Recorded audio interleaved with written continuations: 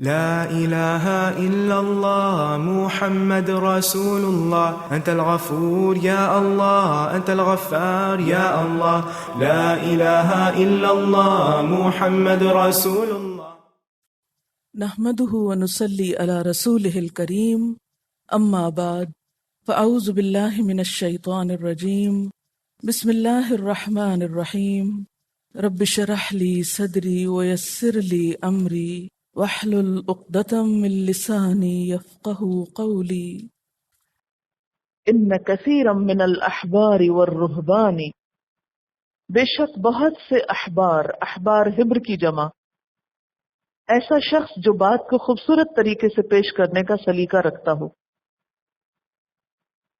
یہود اور نصارہ دونوں کے علماء بڑے پیمانے پر اپنے عوام کا مذہبی استغلال کرتے، ایکسپلائٹیشن کرتے، عوام میں ایسی جھوٹی کہانیاں پھیلائے ہوئے تھے کہ جس کے نتیجے میں لوگ اپنے بزرگوں سے غلط توقعات وابستہ کریں، پھر ان سے برکت لینے آئیں اور انہیں ہدیے اور نذرانے پیش کریں۔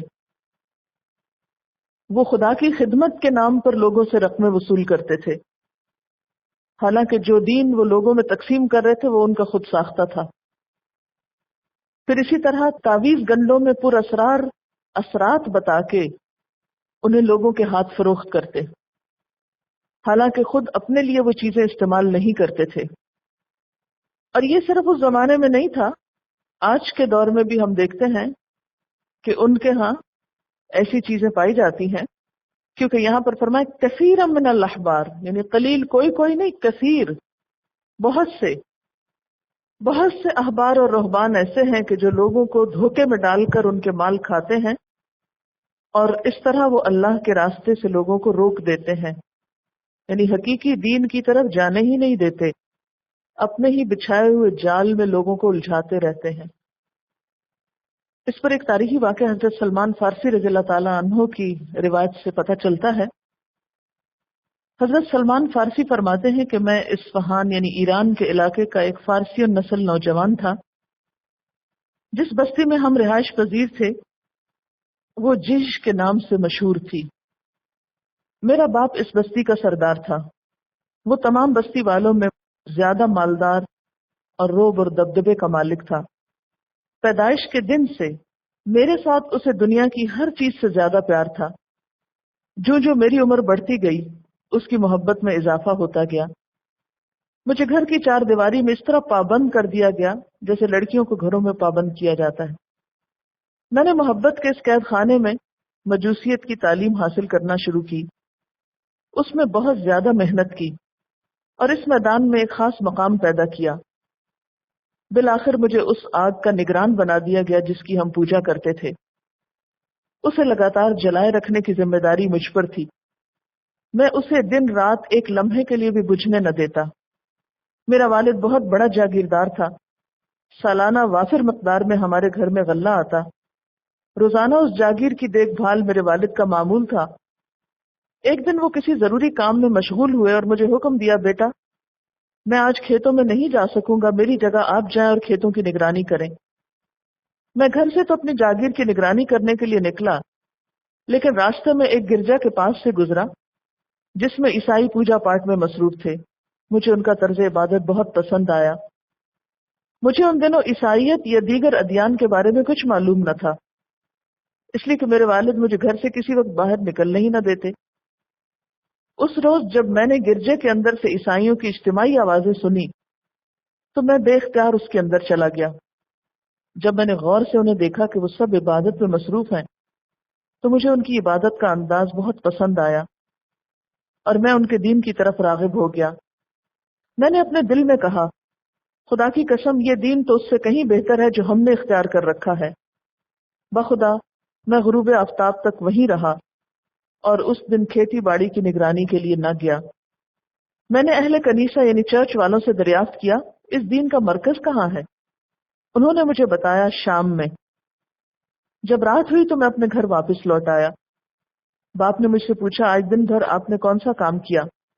میں نے عرض کی، ابا جان آج کھیتوں کی طرف جاتے ہوئے میرا کنیسہ کے پاس سے گزر ہوا، میں نے دیکھا کچھ لوگ اندر عبادت میں مصروف ہیں، مجھے ان کی عبادت کا انداز بہت پسند آیا.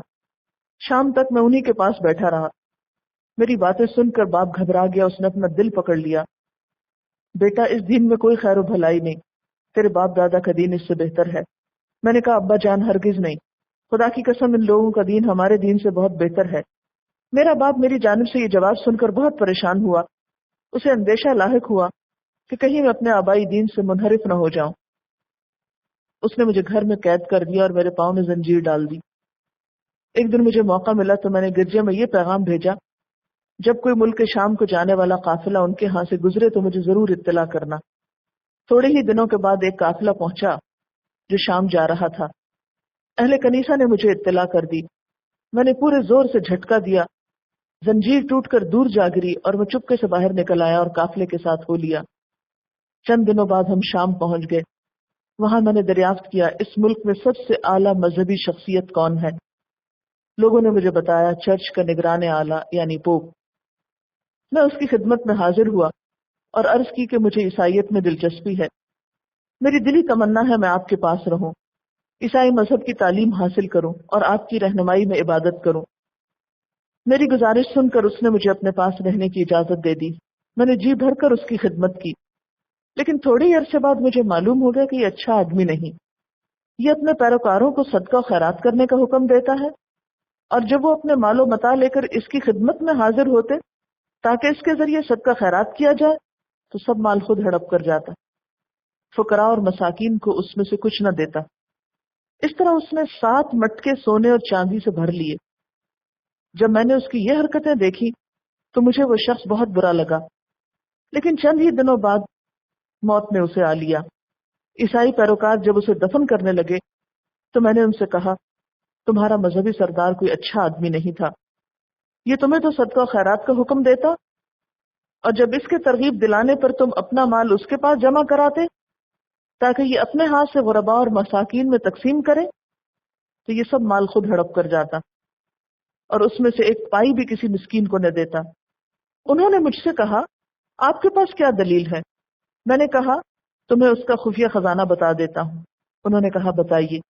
میں نے انہیں وہ جگہ بتائی جہاں اس نے مال دبا رکھا تھا. جب انہوں نے سونے اور چاندی کے بھرے ہوئے 7 مٹکے دیکھے تو انگشت بدن نہ رہ گئے. یہ مٹکے وہاں سے نکال لیے اور سب نے فیصلہ کیا کہ اسے دفن نہ کیا جائے بلکہ سولی پہ لٹکا کے اسے پتھر مارے جائیں. اس کے ساتھ بالآخر یہی سلوک کیا گیا. اس میں بنیادی چیز جو سنانے کی تھی وہ حصہ تھا جو اس مذہبی لیڈر کا تھا یا پادری کا تھا کہ جس نے دنیا کا مال سمیٹ رکھا تھا اور لوگوں کے ٹرسٹ کو نقصان پہنچایا. اسی لیے پھر لوگ جو تھے کیونکہ اس کے فوراً بعد وہ یصدون عن سبیل اللہ، وہ اللہ کے راستے سے روکتے ہیں. ظاہر ہے جن کا یہ اخلاق ہوگا ان کے دین پر کون ہوگا. پھر آپ دیکھیے کہ نبی صلی اللہ علیہ وسلم نے فرمایا تھا لَتَتَّبِعُنَّ سُنَنَ مَنْ كَانَ قَبْلَكُمْ، تم بھی ان لوگوں کے طریقوں کی پیروی کرو گے. یعنی افسوس یہ کہ یہ کردار آج مسلمانوں کے بھی مذہبی طبقے میں آ گیا ہے. وہاں بھی بعض اوقات ایسے فتوے ملتے ہیں کہ جس سے لوگوں کو مالی طور پر ایکسپلائٹ کیا جاتا ہے. معافی نامے بیچتے تھے نا ان کے کہنے کے مطابق کہ جنت کے پلاٹ بھی بیچتے تھے اور پھر کارنر پلاٹ کی قیمت زیادہ وصول کرتے تھے. مجھے فرانس میں ایک چرچ میں جانے کا اتفاق ہوا. بہت بڑا چرچ تھا اور اس کے اندر مختلف جگہ بنی ہوئی تھی. ایک جگہ کینڈلز بھی روشن ہو رہی تھی. معلوم نہیں چونکہ زبان نہیں سمجھ آتی تھی ان کی تو میں نے کچھ سوال کیے بھی تو تھوڑا غصے میں بھی آیا کہ یہ کیوں پوچھ رہی ہے. لیکن ایک انگریزی ان کی اتنی اچھی نہیں اور مجھے فرینچ نہیں آتی تھی. کوئی بیچ میں ٹرانسلیٹر نہیں تھا کہ میں ان سے ذرا مزید معلوم کر سکتی. پھر ایک جگہ پر ہم گئے تو کیبن بنے ہوئے تھے چھوٹے چھوٹے اور اس میں شیشہ لگا ہوا تھا اور پریسٹ بیٹھے ہوئے تھے اور 7 لوگ تھے کچھ جیسے. تو میں نے سمجھا شاید کاؤنسلنگ کے لیے آئے ہیں. تو پتہ چلا کہ نہیں یہ کاؤنسلنگ نہیں ہے، یہ بیسیکلی اپنے گناہوں کا ان کے سامنے اقرار کرنے کے لیے آئے ہیں اور پھر یہ کچھ پیسے دیں گے اور اس طرح ان کو پادری جو ہے وہ ایک طرح سے لائسنس دے گا یا سرٹیفکیٹ دے گا کہ اب تمہارا گناہ جو ہے وہ معاف ہو گیا. کنفیشن باکسز بھی ہوتے ہیں. یہ نظریہ کہاں سے آیا کہ کوئی انسان بخشوا دے گا یا بخش دے گا؟ یہ حقیقی دین کے اندر تو نہیں ہے. اللہ کے بارے میں آتا ہے وہ غفور الرحیم ہے اور وہ توبہ سے پچھلے گناہ معاف کر دیتا ہے. یہ جو ابھی میں بات کر رہی تھی نا کہ یہ جو ایک خود ساختہ دین ہم نے بنا رکھا ہے، اگر نجات ہماری لوگوں کے ہاتھ میں ہے تو لوگوں کی غلامی ہو گئی، پھر اللہ کے ساتھ تعلق کون رکھے گا؟ پھر اپنی عبادت خود سے کوئی کیا کرے گا؟ پھر انہی لوگوں کی خدمت کر کے جنت مل جائے گی۔ یہ ساری ایکسپلائٹیشن کیوں ہو رہی ہے؟ اس کی کیا وجہ ہے؟ اس کتاب کا پتہ نہیں ہے یہ کیا کہتی۔ پھر قصور تو ہم جیسوں کا ہے نا جو پہنچتے نہیں اور بتاتے نہیں۔ البدعۃ تمیت السنہ، بدعت آتی تو سنت چلی جاتی۔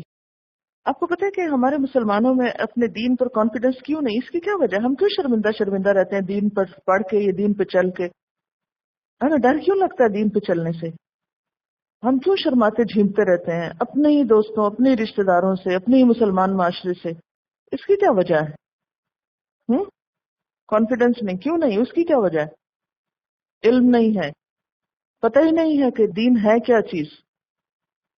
اگر پتہ بھی ہو تو یقین کی حد تک اس کا علم نہیں ہے نا، یعنی یقین اور اعتماد نہیں ہے اللہ اور اس کے رسول پر کہ وہ سچ اور حقیقی کی بات ہمیں بتاتے ہیں۔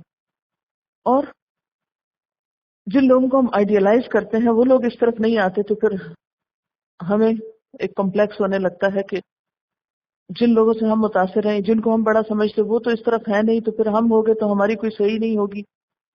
تو آپ لوگوں کے لیے نمونہ بن جائے نا، آپ آئیڈیل بن جائیں کہ لوگ آپ سے متاثر ہوا کریں۔ آپ صلی اللہ علیہ وسلم نے فرمایا خیارکم فی الجاہلیت خیارکم فی الاسلام، جو لوگ جاہلیت میں بہترین تھے لوگ ان کو آئیڈیلائز کرتے تھے، اسلام کو اگر پوری طرح اختیار کر لیں تو لوگ اسلام میں بھی ان کو آئیڈیلائز کریں گے۔ تو آپ کیوں نہیں ایسے نمونے اور مثالیں پیش کرتے کہ جس کی وجہ سے لوگوں کا کمپلیکس دور ہو جائے؟ اندر کا ڈر ہے، اندر کا خوف نکالنے کی ضرورت ہے، اور اندر کا ڈر اسی وقت نکلے گا جب ایمان آئے گا۔ وہ اسی ڈر سے تو بچایا گیا، تخشونہم وَلَمْ يَخْشَ إِلَّا اللَّهُ۔ ایک اور بات یہ ہے کہ ہم آپس میں بھی ایک دوسرے کو وتواصوا بالحق وتواصوا بالصبر نہیں کرتے، بلکہ الٹا ہم خود ہی ایک دوسرے کو مذاق کے انداز میں کام کرنے سے روکتے ہیں۔ کبھی ہمیں یہ نہیں پتہ چلتا کہ ہم بھی یصدون عن سبیل اللہ کر رہے ہیں۔ یعنی اگر ایک شخص کسی نیک کام کو اپنانے کی کوشش میں لگا ہوا تو ہم اس کا مذاق اڑانے لگیں گے۔ وَالَّذِينَ يَكْنِزُونَ الذَّهَبَ وَالْفِضَّةَ وَلَا يُنْفِقُونَهَا فِي سَبِيلِ اللَّهِ فَبَشِّرْهُمْ بِعَذَابٍ أَلِيمٍ۔ اور وہ لوگ جو جمع کرتے ہیں سونا اور چاندی اور اس کو اللہ کے راستے میں خرچ نہیں کرتے تو ان کو بشارت دے دو دردناک عذاب کی۔ اب الذین سے مراد احبار اور رہبان بھی ہو سکتے ہیں، اور اس کے بعد مسلمانوں میں سے بھی جو کوئی ایسا طریقہ اختیار کرے کہ وہ سونا چاندی اس طرح جمع کرے کہ اس کی زکوٰۃ نہ دے اور اس کو کنز بنا لے، تو اس کے لیے کیا ہے؟ دردناک عذاب کی بشارت۔ حضرت عبداللہ بن عمر فرماتے ہیں کہ یہ زکوٰۃ کے حکم سے پہلے کا حکم ہے۔ زکوٰۃ کا حکم نازل ہونے کے بعد زکوٰۃ کو اللہ تعالیٰ نے مال کی طہارت کا ذریعہ بنا دیا۔ اس لیے علماء فرماتے ہیں کہ جس مال سے زکوٰۃ ادا کر دی جائے وہ کنز نہیں ہوتا، اور جس مال سے زکوٰۃ ادا نہ کی جائے وہ کنز ہے۔ یعنی اس آیت کا مطلب یہ نہیں کہ کوئی شخص سونا یا چاندی رکھ ہی نہیں سکتا، صرف اس شرط پہ رکھ سکتا ہے جب اس میں سے وہ زکوٰۃ دے۔ جس مال کی زکوٰۃ دے دی گئی پھر وہ کنز نہیں رہے گا۔ حدیث ہے نبی صلی اللہ علیہ وسلم نے فرمایا جس مال کی زکوٰۃ ادا کر دی جائے وہ کنز تم میں داخل نہیں۔ اگلی آیت میں آ رہا ہے نا ھذا ما کنزتم۔ لیکن جس مال کی زکوٰۃ نہ دی جائے اس کے بارے میں حدیث میں آتا ہے جو شخص اپنے مال کی زکوٰۃ ادا نہیں کرتا قیامت کے دن اس کے مال کو آگ کی تختیاں بنا دیا جائے گا، جس سے اس کے دونوں پہلوؤں کو، پیشانی کو اور کمر کو داغا جائے گا۔ یہ دن 50,000 سال کا ہوگا اور لوگوں کے فیصلے ہو جانے تک اس کا یہی حال رہے گا۔ یعنی قیامت کے دن یہ سزا ہے، جنت جہنم تو بعد میں ہے۔ اس کے بعد جنت یا جہنم میں اسے لے جایا جائے گا. یعنی حشر کے میدان میں وہ دن جو 50,000 سال کا ہے، اس دن میں اس کو یہ سزا ملے گی جو زکوٰۃ ادا نہ کرے.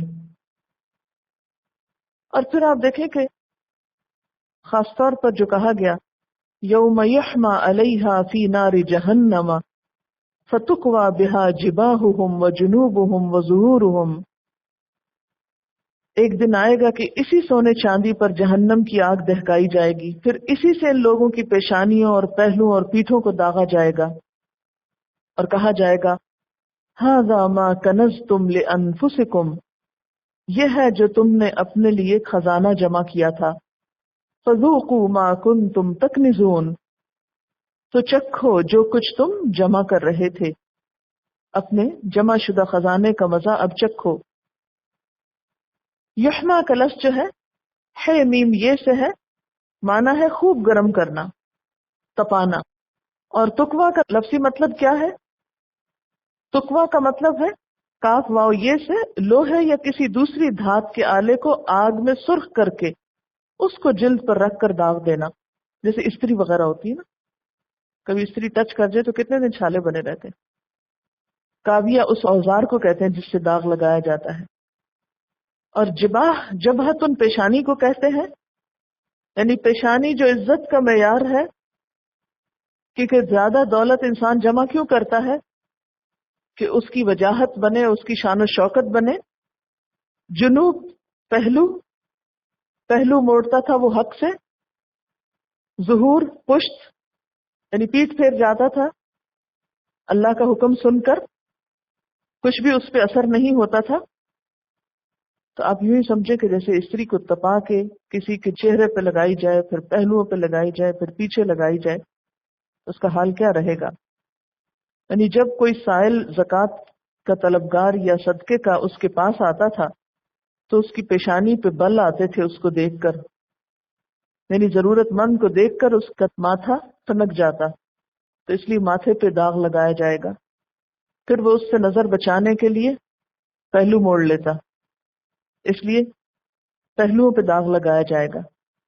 اور پھر پیٹھ پھیر کے چلا جاتا تو پیٹھ پہ داغ لگایا جائے گا. یعنی یا تو اس کا مطلب یہ کہ حق بات سن کر جو وہ منہ موڑتا تھا اس کی سزا، یا یہ کہ سائل کو ضرورت مند کو دیکھ کر جو اس کا رویہ ہوتا تھا اس پر اس کی سزا. اور ویسے بھی آپ دیکھیں نا کہ انسان اللہ کے راستے میں کیوں نہیں دے سکتا؟ اس لیے کہ اس کو اپنی آرام دہ زندگی سے غرض ہوتی. مثلا ایک شخص جو ہے وہ اپنی زندگی میں اتنا تعیش اختیار کرتا ہے کہ اپنے بیٹھنے کے لیے نرم ریشمی مخملی گدے اور صوفے اور ایسی چیزیں کہ جس سے اس کی شان و شوکت بڑھے، تو ظاہر ہے کہ پھر یہی چیزیں اس کے پہلوؤں کو زخمی کرنے اور پیٹھ کو داغنے کا ذریعہ بن جائیں گی. تو مراد اس سے کیا ہے کہ ایسا شخص جو دولت مند ہو پھر اس دولت کا حق ادا نہ کرے اور اس کو صرف اپنی ذات پر خرچ کرے، تو قیامت کے دن یہی سب کچھ اس کے لیے وبال جان بن جائے گا.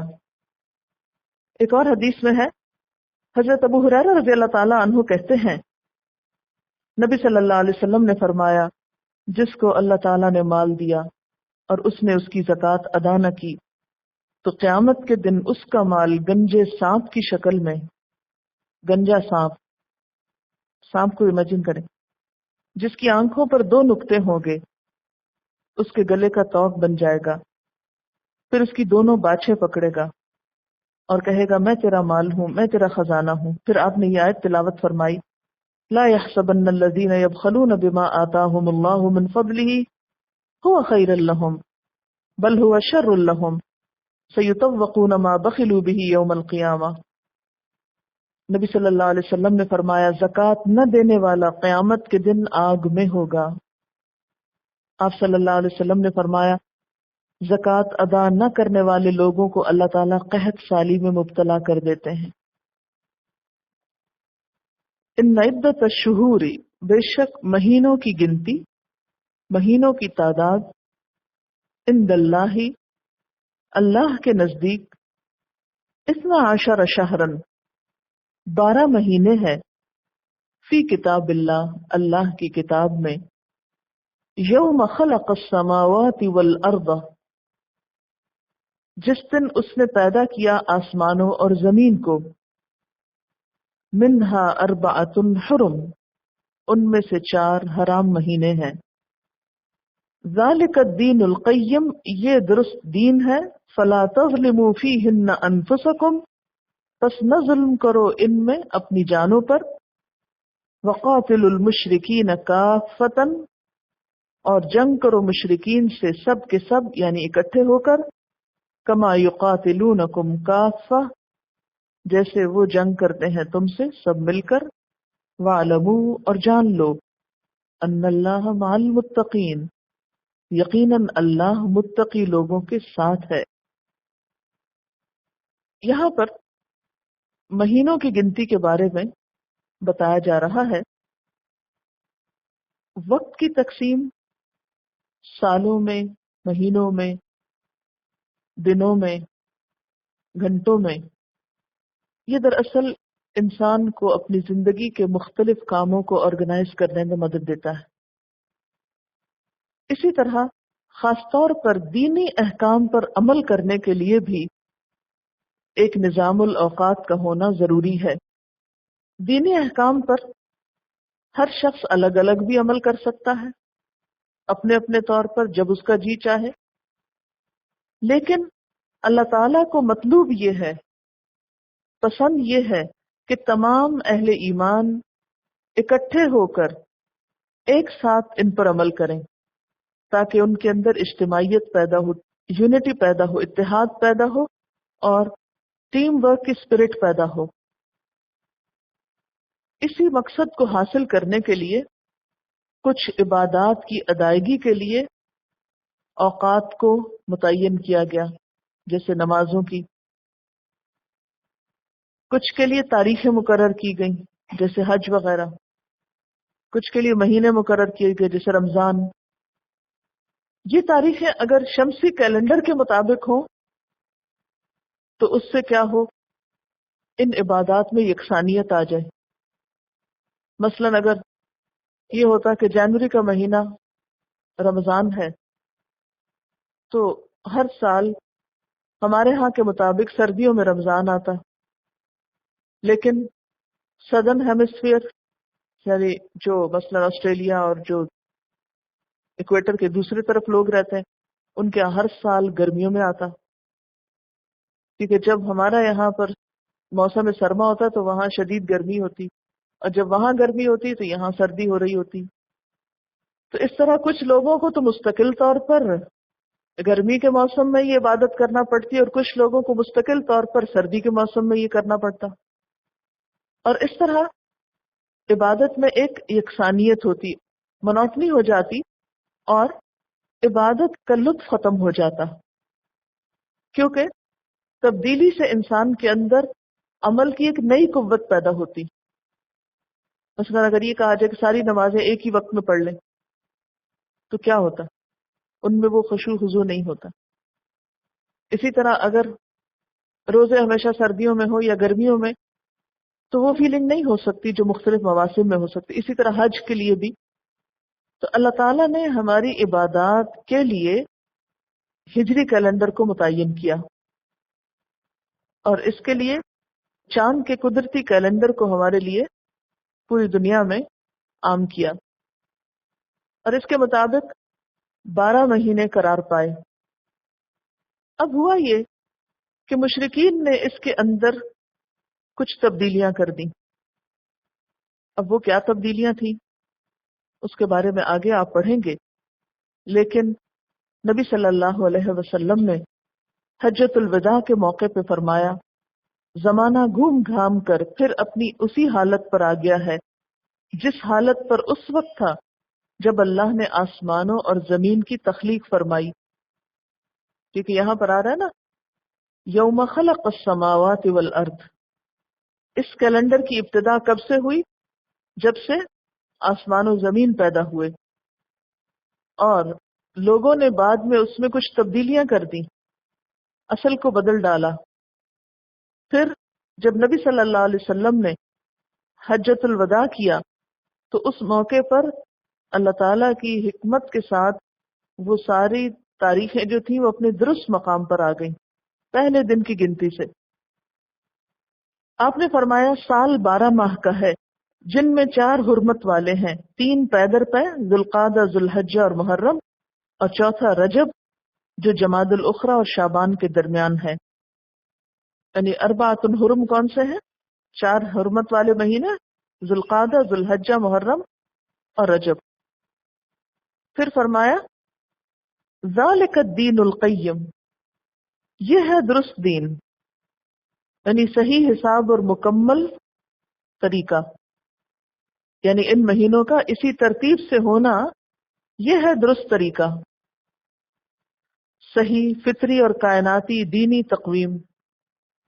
جس طرح دین اسلام ایک درست طریقہ زندگی ہے اور اس کی گواہی پوری کائنات میں ہمیں ملتی ہے، اسی طرح یہ قمری جنتری یعنی چاند کا کیلنڈر اصل دینی کیلنڈر ہے. ذالک الدین القیم. جیسے آپ دیکھتے ہیں کہ کھیتی باڑی کے لیے صحیح موسم کا ہونا ضروری ہے نا، اس کے بغیر چیزیں نہیں اگتی نا. اسی طرح دینی کاموں کے لیے بھی صحیح تاریخ کا ہونا ضروری ہے، ورنہ وہ دینی کام قبول نہیں ہوتے. مثلا 9 ذی الحج کی بجائے اگر آپ 10 ذی الحج کو عرفات میں جائیں تو آپ کا حج نہیں ہوگا. اگر رمضان کی بجائے آپ شوال میں پورا مہینہ روزے رکھیں تو آپ کو وہ برکت اور وہ ثواب اور وہ فریضے کی ادائیگی نہیں ملے گی. تو ذالک الدین القیم کا مطلب کیا ہے کہ صحیح وقت میں صحیح عبادت کرنا، یہ ہے صحیح دین. اگر تم اصل وقت سے ہٹ کر یہ کام کرو گے تو تمہارے دین میں خلل ہو جائے گا. اس لیے اللہ تعالیٰ نے جب سے زمین آسمان پیدا کی جو کیلنڈر مقرر کیا وہ اب اصل پر آ گیا ہے، زمانہ گھوم گھام کر اپنی اصل پر آ چکا ہے. اس لیے شریعت کے جو مناسک ہیں ان کو اسی تقویم کے مطابق ادا کیا جائے، اسی کیلنڈر کے مطابق پورا کیا جائے. فَلَا تَظْلِمُوا فِيهِنَّ أَنفُسَكُمْ، بس ان مہینوں میں اپنی جانوں پہ ظلم نہ کرو. اس سے کیا مراد ہے کہ حرمت والے مہینوں میں جنگ کر کے، ان کی حرمت پامال کر کے، اللہ کی نافرمانی کر کے گناہ مت کماؤ. وَقَاتِلُوا الْمُشْرِكِينَ كَافَّةً، اور جنگ کرو مشرکوں سے سب مل کر. کافہ کما یقاتلونکم کافہ، جیسے وہ تم سے جنگ کرتے ہیں مل کر. بات یہ ہے کہ حرمت والے مہینوں میں جنگ کی ابتدا نہیں کرنی چاہیے. ہاں اگر مشرکین تم سے جنگ کرتے ہیں تو پھر تم کو بھی ہر موسم میں جنگ کی اجازت ہے. پہلے تو فرمایا نا کہ تم ان مہینوں میں جنگ نہیں کر سکتے، لیکن اگر مشرکین کرتے ہیں تو تمہیں بھی اجازت ہے. دوسرا معنی اس کا یہ ہے کہ جس طرح مشرکین کے سارے قبائل اپنی باہمی رنجشیں بھلا کر اکٹھے ہو کر تمہارے مقابلے میں متحد ہو جاتے ہیں، اسی طرح تمہیں بھی ان کے مقابلے میں اپنی باہمی رنجشیں بھلا کر اکٹھے ہونا چاہیے. لیکن افسوس کہ مسلمان ایسا نہیں کر رہے یا نہیں کرتے. ان کا حال کیا ہے؟ جب اسلام کے مقابلے میں انہیں آنا ہوتا ہے تو لا یرقبون فیکم الا ولا ذمہ، نہ کسی معاہدہ کا پاس کرتے نہ کسی رشتہ داری کا. اور تم مسلمانوں جب تمہیں کہا جاتا ہے ان کے خلاف جہاد کرو تو تم کیا کرتے ہو؟ ششپن میں پڑ جاتے ہو کہ ہمارے کچھ رشتہ دار وہاں ہیں تو آیا ہم ان کے خلاف جنگ کریں یا نہ کریں؟ فرمایا کہ نہیں، تم ان سے اسی طرح اکٹھے ہو کر لڑو جیسے وہ تم سے اکٹھے ہو کر لڑتے ہیں، اور اپنی کسی رشتہ داری کا بھی خیال نہیں کرتے. تمہیں اس موقع پر اپنے رشتہ دار یاد کیوں آ رہے ہیں؟ کافتاً کہنے کی ضرورت کیوں پیش آئی؟ کیونکہ عربوں کے ہاں آپس میں حلیفانہ تعلقات تھے، یا رشتہ داری کے تھے یا حلیفانہ. رشتہ داری کے بارے میں فرمایا وہ جب رشتہ داریوں کا خیال نہیں کر رہے تو تمہیں بھی نہیں کرنا. اور حلیفانہ کا یہ ہے کہ کچھ معاہدے تو اب ختم کر دیے گئے اور کچھ آئندہ ختم ہو جائیں گے، لہٰذا تم سارے مشرکین کے خلاف جنگ کر سکتے ہو. وَاعْلَمُوا أَنَّ اللَّهَ مَعَ الْمُتَّقِينَ، جان لو اللہ تقوی والوں کے ساتھ ہے. یعنی تمہیں اللہ کی مدد اس وقت حاصل ہوگی جب تمہارے اندر تقوی ہوگا. سبحانک اللہم و بحمدک، اشہد ان لا الہ الا انت استغفرک و اتوب الیک۔ السلام علیکم و رحمۃ اللہ وبرکاتہ۔